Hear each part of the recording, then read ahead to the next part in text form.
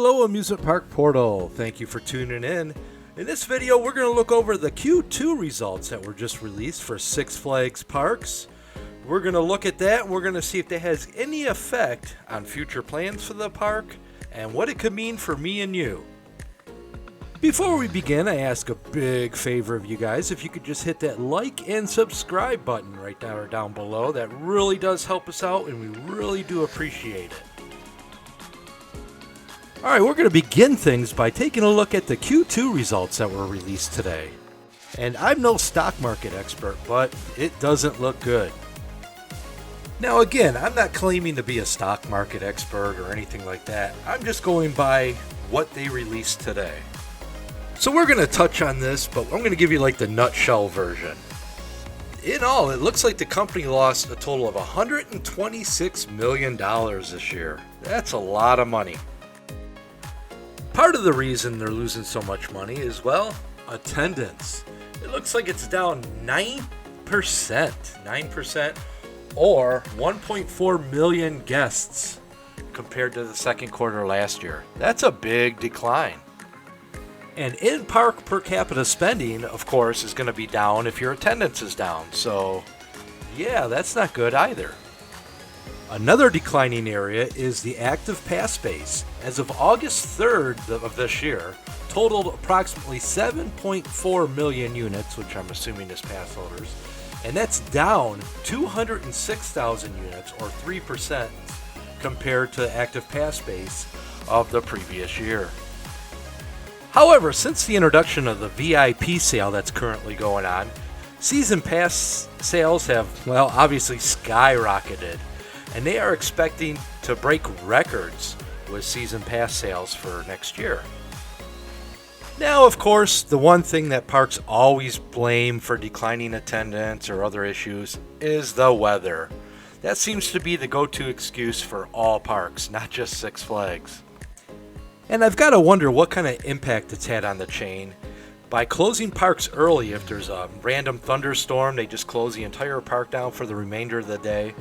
I'm starting to wonder if that's having an impact on the bottom line. So, after the weather excuse, who do you blame next? Well, that's quite simple. You blame the CEO, of course.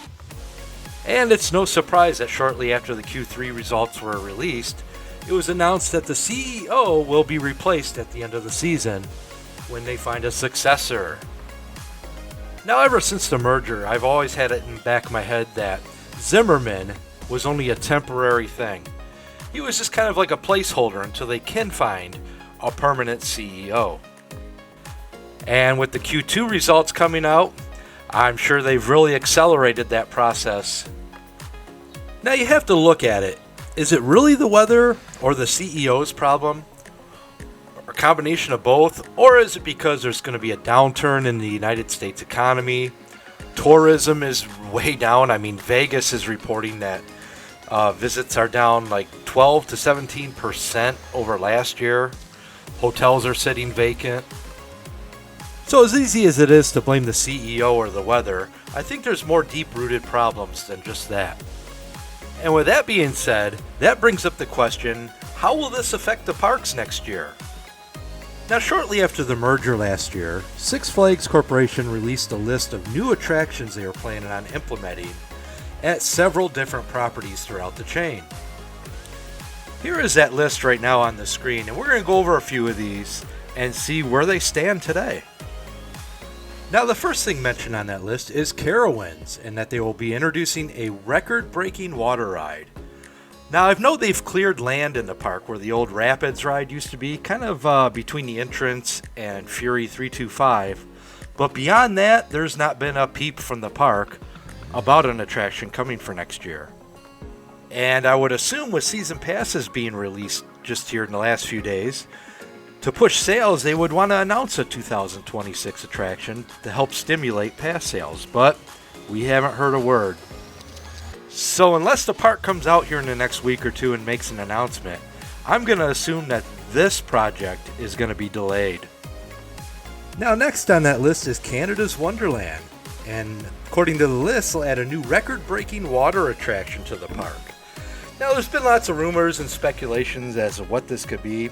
As you can see here, they had removed the Time Warp flying coaster, and there has been, well, construction markings kind of scattered throughout the area. But again, not a peep from the park as far as a 2026 attraction. It could be a water ride, or it could be an attraction for the water park. Nobody knows. But I could see them skipping a year, even though it says so on the list, with the addition of Open Fury, and due to construction delays, how late it opened this season. Next up, we have Kings Island, and that they will introduce a new family thrill attraction. Again, no signs of construction, although someone did mention they seen some fencing around the old Tomb Raider building here at the park, and no announcement for the park as of yet. Now, in California, we have Knott's Soak City will receive a water park refresh and aesthetic enhancements. Now, it's kind of early in the year to be looking for signs of that. That's something they could easily do during the off season at the water park. Now, while looking at California, we look up at Magic Mountain. They're supposed to debut a first of its kind coaster in North America. Other than some land clearing that has since stalled out, there's been no announcements or no signs of vertical construction at Six Flags Magic Mountain. So I'm going to assume this one's delayed as well.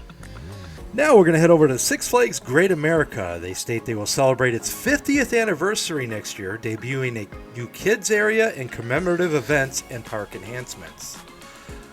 No announcement again here yet, but I could see them getting this finished in the off season. A new kids area, some retheming, and park enhancements can mean anything like paint or landscaping. So this one's up in the air as of now. Now this one we already know about. Six Flags Great Adventure. Now, as many of you know, they removed the record-breaking Kingda Ka coaster along with several other attractions last year. And, well, they claim they're going to replace Kingda Ka. Let's see how they word it here. They will unveil a record-breaking launch coaster. And now construction has started, but recently the park came out and made an announcement.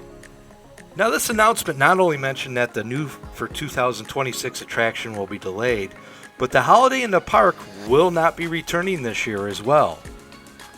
Now, one attraction that we know is for sure moving forward is at Six Flags Over Texas. They will unleash a record-breaking dive coaster next year. Now, construction is already well underway, and track sections have already arrived at the park in a staging area. So I would expect this one to open in 2026. And lastly, we have Six Flags Mexico. They're going to receive a Vekoma family boomerang coaster, similar to what Kings Island got in Snoopy's Soapbox Racer. But again, still no official announcement from the park as of yet, or signs of construction.